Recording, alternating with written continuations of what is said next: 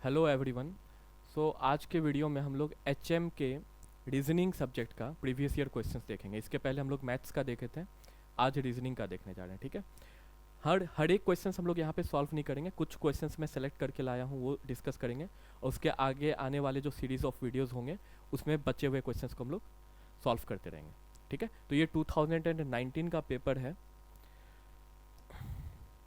इसमें देख सकते हो ये फर्स्ट क्वेश्चन है हमारा मिसिंग सीरीज़ का। ठीक है, मिसिंग सीरीज में क्या होता है, कुछ आपको लेटर्स दिए हुए रहते हैं, एक जगह पे ब्लैंक रहता है, वो ब्लैंक का वैल्यू हमें निकालना होता है। अल्फा न्यूमेरिक सीरीज के अंदर ये चैप्टर, अल्फा न्यूमेरिक सीरीज के अंदर ये क्वेश्चन आता है हमारा। इसमें अगर आप पैटर्न देखोगे तो पहले ए लिखा हुआ है फिर के लिखा हुआ है। ए और के में बहुत ज़्यादा डिफरेंस है, तो ए और के को रिलेट करने की कोशिश मत करो, आप करो नेक्स्ट वाली ई के साथ रिलेट करने की कोशिश। ए से ई कैसे आता है, ए के बाद होता है B C D E, right, मतलब +4 करने पे आता है। अब देखो क्या के के साथ भी वैसा ही हो रहा है या फिर कुछ और हो रहा है। के और ओ में देखोगे तो के बाद LMNO, अगेन वही सेम पैटर्न फॉलो कर रहा है +4, मतलब आगे अगर चेक करें तो ये सेम चीज फॉलो होना चाहिए। ई और आई के बीच में अगर देखोगे तो ई के बाद आता है FGHI, राइट, +4 हुआ। और फिर ओ से एस अगर देखोगे तो ओ के बाद PQRS, अगेन +4 हुआ। जरूरी नहीं है कि ये समेसन हमेशा सेम ही होता है, कभी कभी ये कंजिक्यूटिवली इंक्रीज भी होता है या फिर डिक्रीज भी होता है। जैसे ए से ई अगर +4 हुआ है तो नेक्स्ट में हो सकता है +3 कर दे, नेक्स्ट में फिर +2 कर दे, या फिर उल्टा भी हो सकता है +4 नेक्स्ट +5 +6, या फिर कभी कभी जंप करके भी होता है, जैसे +4 देन +5 नहीं करेगा, सीधा +6 और फिर +8 करेगा। तो इस तरीके के हर एक पैटर्न के क्वेश्चंस होते हैं। ये हमारा समझ लो मोस्ट ईजी वाला जो पैटर्न था वो यहाँ पे आ चुका है। ठीक है, सो +4 करना है, बहुत ही सिंपल है। आई से अगर +4 करेंगे तो आई के बाद JKLM, फर्स्ट लेटर क्या आ जाएगा M। उसके बाद क्या आपको नेक्स्ट लेटर निकालने की जरूरत है, बिल्कुल भी नहीं। एग्जाम में हमारे पास लिमिटेड टाइम होते हैं, देख सकते हो कि ऑप्शंस जो चारों हैं उसमें फर्स्ट लेटर M सिर्फ एक ही ऑप्शन में, दैट इज फर्स्ट ऑप्शन में, तो बेकार का आप सेकेंड लेटर निकालने में क्यों अपना टाइम वेस्ट करोगे। और अगर ऑप्शन वैसा रहता जिसमें फर्स्ट लेटर कॉमन रहते हैं कुछ ऑप्शंस में, इन दैट केस आपको सेकेंड लेटर निकालने की नीड पड़ती। ठीक है, तो ऑप्शंस को देख करके थोड़ा सा स्मार्टली सॉल्व करना है, एक्चुअल सॉल्व करने की जरूरत नहीं है, कई बार पार्शियली सॉल्व करके भी हमारा आंसर आ जाता है। तो this was the first question.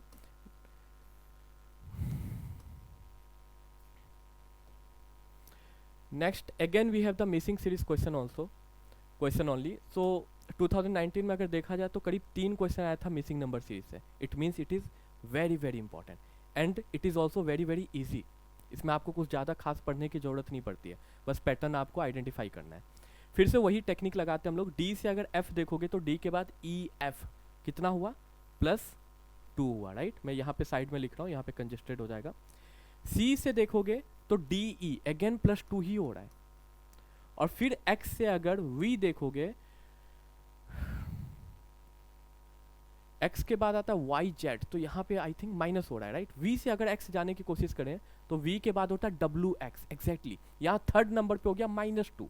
देख सकते हो पैटर्न चेंज हो गया ना, पिछले बार क्या था हर एक में सेम हो रहा था, इस बार हर एक में सेम नहीं हो रहा है। और फिर W से अगर U जाओगे तो फिर से कितना होगा, -2 होगा, राइट। मतलब U से W जाओगे तो +2 करना पड़ता है, तो W से U जाते समय क्या हो जाएगा, -2। मतलब ये वो पैटर्न है जिसमें +2 +2 -2 -2 हो रहा है। कई बार अल्टरनेट सीरीज भी बनते हैं, +2 -2 +2 -2, कुछ भी पैटर्न बन सकता है। ठीक है, अब देखते हैं, क्रॉस चेक करते हैं क्या आगे भी ये सेम चीज फॉलो हो रहा है। मैं इंक का कलर चेंज कर देता हूँ।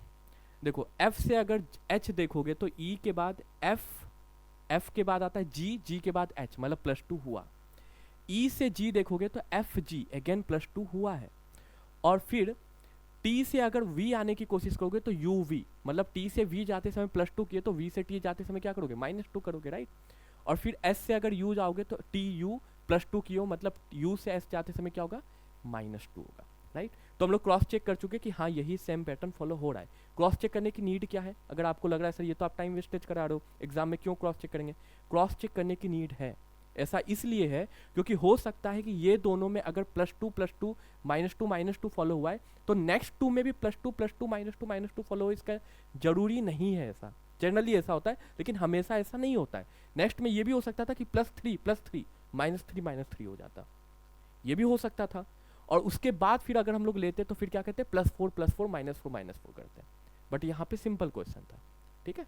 लेकिन हम लोगों को क्रॉस चेक हमेशा करना होगा, क्योंकि स्पीड मैटर करता है बट एक्यूरेसी से ज़्यादा नहीं। अगर स्पीड के चक्कर में आप अपना एक्यूरेसी बिगाड़ लिए तब तो 0 मार्क्स भी नहीं आएंगे, नेगेटिव आएगा, राइट। तो it is important to cross check. अब आगे इसका आंसर चेक करते हैं हम लोग। h से क्या करेंगे +2 करेंगे, h के बाद क्या आता है आई जे, राइट, जे आता है, बट ऑप्शन में हमारे पास फर्स्ट ऑप्शन जे है ही नहीं किसी में। Okay, I think there is some error in the options, let me check further. Okay, now G से अगर देखोगे तो एच आई आएगा, आई आएगा, और टी से -2 करना है। -2 करते समय डिफिकल्टी होना तो प्लेस वैल्यू का हेल्प लो। टी का प्लेस वैल्यू कितना होता है 20 होता है, 20 - 2 कितना होता है 18 होता है। 18 किसका प्लेस वैल्यू होता है आर का होता है। अगर माइनस करते समय आपको दिक्कत होगी तो आप प्लेस वैल्यू का हेल्प लो, ठीक है। और एस से अगर -2 करोगे तो एस का प्लेस वैल्यू क्या होता है 19 होता है। 19 - 2 करोगे तो कितना आएगा 17 आएगा। 17 किसका प्लेस वैल्यू होता है क्यू का होता है।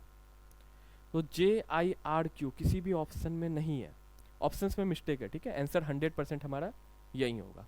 Okay, now we have the third question, it is of wrong number series, ठीक है। दो टाइप के सीरीज होते हैं, एक होता है मिसिंग नंबर सीरीज, एक होता है रॉन्ग नंबर सीरीज।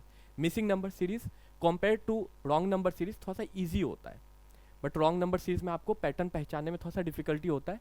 नाउ अब ये क्वेश्चन हम लोग देखते हैं कि इसमें क्या हो रहा है, ठीक है। इसमें अगर आप 6 से 14 देखोगे, 14 से 24, 24 से 36, अगर नंबर को आप ऑब्जर्व करोगे तो ये मिलेगा आपको कि नंबर धीरे धीरे ग्रेजुअली इंक्रीज हो रहे हैं। और ग्रेजुअली इंक्रीज में क्या होता है एडिशन ही होता है इन जनरल। और अगर नंबर अचानक से इंक्रीज करें, सडन इंक्रीज होने लगे, तो उसमें क्या होता है मल्टीप्लीकेशन होता है, या फिर स्क्वायर्स होते हैं, या फिर क्यूब्स वगैरह होते हैं, ठीक है। यहाँ पे देखोगे तो ग्रेजुअली इंक्रीज हो रहा है, तो देखते हैं कितने कितने का एडिशन हो रहा है। इसमें अगर आप देखोगे तो 6 में कितना ऐड करते हो तो 14 मिलता है, 8 ऐड करने पे। 14 में कितना ऐड करते हो तो 24 मिलता है, 10 ऐड करने पे आता है। 24 में कितना ऐड करते हो तो 36 मिलता है, 12 ऐड करते हो। सो अब इससे हमें पैटर्न समझ में आ गया कि +8 +10 +12 मतलब अल्टरनेट में क्या हो रहे हैं नंबर्स इंक्रीज होते जा रहे हैं। तो 12 के बाद 13 छोड़ के 14 में इंक्रीज होना चाहिए। देखते हैं क्या 36 से 50 जाने में 14 का इंक्रीमेंट होता है, बिल्कुल होता है। 36 + 14 कितना होता है 50 होता है। 50 से फिर 66 जाते समय कितने का इंक्रीमेंट होगा, देख सकते हो 16 का इंक्रीमेंट होता है। तो अभी तक हमारे सारे नंबर्स करेक्ट आ रहे हैं, आगे भी चेक करते हैं, ठीक है।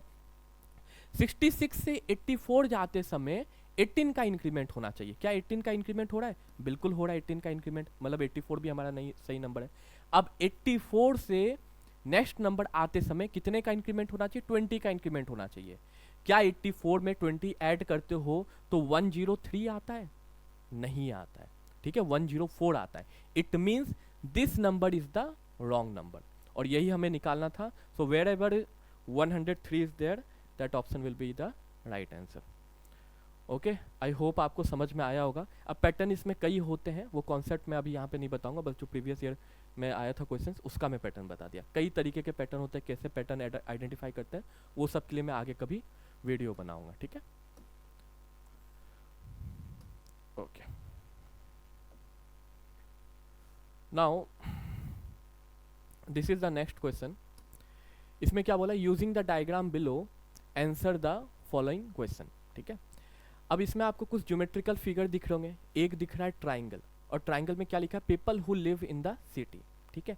नेक्स्ट आपको दिख रहा है स्क्वायर या फिर रेक्टेंगल भी कह सकते हो, मोर ओवर ये स्क्वायर जैसा ज़्यादा दिख रहा है। तो पीपल हैविंग द कार, ये इसमें है। और नेक्स्ट है हमारा पास सर्किल। सर्कल में क्या लिखा, people who travel in A metro.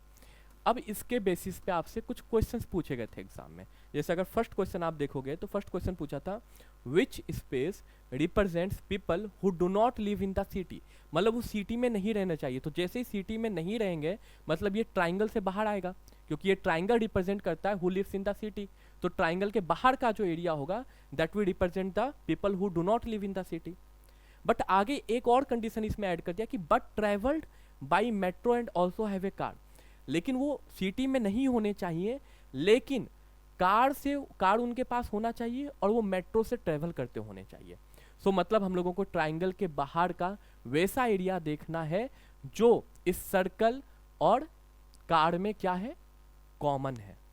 Common क्यों बोल रहा हूं, क्योंकि वो दोनों चीज होना चाहिए। देखो आगे सेंटेंस को पढ़ो, but travelled by metro and also have a car, और कार भी होना चाहिए। जैसे क्या हम सी को रिप्रेजेंट कर सकते हैं? नहीं, क्योंकि सी के पास मेट्रो है लेकिन क्या है, कार नहीं है। वैसे क्या बी को रिप्रेजेंट कर सकते हैं? नहीं, क्योंकि बी मेट्रो से ट्रेवल करता है बट उसके पास कार, सॉरी मेट्रो से ट्रेवल नहीं करता है लेकिन उसके पास कार है, तो एक ही कंडीशन मीट आउट कर पा रहा है ना। This E is the common area जो तीनों कंडीशंस को फॉलो कर रहे हैं। तीनों कंडीशंस को मतलब वो सिटी से बाहर है, मेट्रो से ट्रेवल करता है और उसके पास कार भी है। So E will be the correct answer. Got this?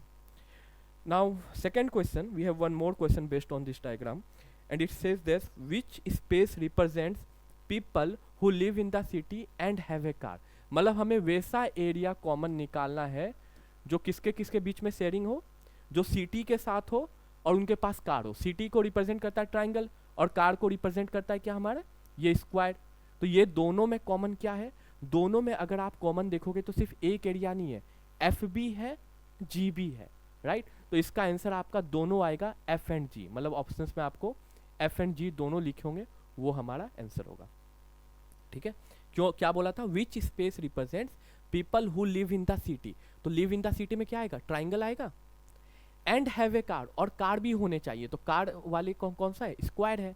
तो जब ये दोनों एरिया का आप कॉमन देखोगे तो सिर्फ एक लेटर से नहीं आ रहा है, एफ भी आ रहा है, जी भी आ रहा है। तो आंसर हमारा एफ एंड जी बोथ होगा। ठीक है, this was the fourth question. इसको कहते हैं हमारा वेन डायग्राम का question based on geometrical figure. तो नेक्स्ट क्वेश्चन देखते हैं। ओके, ये क्वेश्चन कौन सा है? ये है आपका नन वर्बल का क्वेश्चन। नन वर्बल मतलब क्वेश्चंस में सिर्फ और सिर्फ फिगर दिखाई देंगे और आपको कुछ क्वेश्चंस पूछा जाएगा। ठीक है, अब नन वर्बल में कई टॉपिक आते हैं, मोर देन 5 टॉपिक्स आते हैं। ये जो है ये है कि इस सीरीज में हमें क्या पता करना है कि नेक्स्ट फिगर कौन सा आएगा। कई बार ऐसे क्वेश्चंस आते हैं कि सारे फिगर्स दे देते हैं, उनमें से कौन सा डिफरेंट है, कौन सा मतलब गलत है, ये हमें पता करना होता है। लेकिन यहाँ पे क्या नेक्स्ट वाला निकालना है। अब नेक्स्ट वाला कैसे निकालोगे? देखो, अगर ए में आप ऑब्जर्व करोगे तो ये जो एरो का डायरेक्शन है वो किधर है? इधर है। और बी में देखोगे तो ये इधर चला गया। रोटेशन कौन सा हो रहा है? क्लॉकवाइज हो रहा है, राइट? क्लॉकवाइज, इसको क्लॉकवाइज ही कहते हैं ना। अब रोटेशन कितने का हो रहा है? यहां से अगर आप यहां तक देखोगे तो ये बनता है 90 डिग्री, राइट? प्लस एक्स्ट्रा ये हाफ जा रहा है, मतलब ये कितना है? 45 डिग्री। सो 90 प्लस 45 मतलब 135 डिग्री क्लॉकवाइज जा रहा है। अगर एंगल से आपको समझ में आ रहा है तो अच्छी बात है, अगर एंगल से नहीं समझ में आया ना तो एक और मेथड बता देता हूँ, जो आपको अच्छा लगे वो आप फॉलो करना। ठीक है, इसमें आप एंगल देखो ही मत, बस ये देखो कि ये कहाँ पे है? इस कॉर्नर पे है। तो इस कॉर्नर के बाद एक कॉर्नर को वो क्रॉस किया और उसके बाद साइड पे आया, मतलब एक कॉर्नर को वो एरो क्रॉस कर रहा है और उसके बाद नेक्स्ट साइड में वो जा रहा है, मतलब उसके बाद जो फर्स्ट साइड मिलेगा उस पे वो जा रहा है। सेम यही पैटर्न आगे भी फॉलो करेगा। ये साइड पे है तो इस बार वो पहले एक और साइड क्रॉस करेगा, राइट? ये वाला देखो साइड को क्रॉस कर दिया और उसके बाद क्या आ गया? कॉर्नर पे आ गया। ठीक है, उसके बाद सेम वही पैटर्न फॉलो होगा कि ये कॉर्नर पे है, फिर ये कॉर्नर को क्रॉस किया और फिर साइड पे आ गया। तो नेक्स्ट फिर से क्या आएगा कि फिर एक साइड को क्रॉस करेगा और ये वाले कॉर्नर पे आ जाएगा। तो जिस तरह ये ऑप्शन नंबर 4 में ये ऑप्शन है, तो हमारा ये आंसर होगा। अगर आप एंगल वाला से देखना चाहो तो एंगल वाले से भी सिंपल समझ में आएगा कि 135 डिग्री का रोटेशन हो रहा था। सो अब ये एरो लास्ट वाले ऑप्शन में कहाँ पे था? यहाँ पे था। 135 डिग्री मतलब कितना होता है? 90 प्लस 45। तो क्लॉकवाइज में 90 घुमाओगे तो ये यहाँ पे आ जाएगा, प्लस 45 मतलब 90 का हाफ, मतलब ये आधा इसको और घुमा दो। तो ये आ गया हमारा ऑप्शन नंबर 4। एंगल के थ्रू कुछ लोगों को ज़्यादा इजी लगता है, कुछ लोगों को ऐसे इजी लगता है, तो आपको जो इजी लगे वो आप फॉलो कर सकते हो। ठीक है, तो बस ये 5 क्वेश्चंस में लेके आया था, आगे भी ये सीरीज कंटिन्यू होगा। मिलते हैं हम लोग नेक्स्ट वीडियो में। अगर वीडियो पसंद आए तो लाइक जरूर कीजिएगा और चैनल को सब्सक्राइब कीजिएगा। Thank you.